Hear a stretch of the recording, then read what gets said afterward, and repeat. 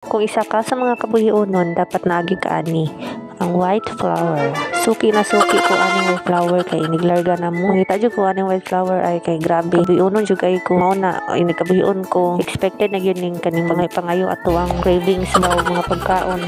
Nakita man ta aning santol, bisag walay timpla, bisag aslom. Hala ka. Sorry balikan din ako ni siya kay wala man ta na ko nagipaliton na kay nagtipid lagi. Kay wa man tay dala kwarta ani kay di man ta kwartahan. So namay sa datong GCash nga rewards card. O di nagamit ra siya kay barat mo naman yatong santol guys. Sa nagsasading buntis ako, hindi ako buntis. Naka-implanted catch.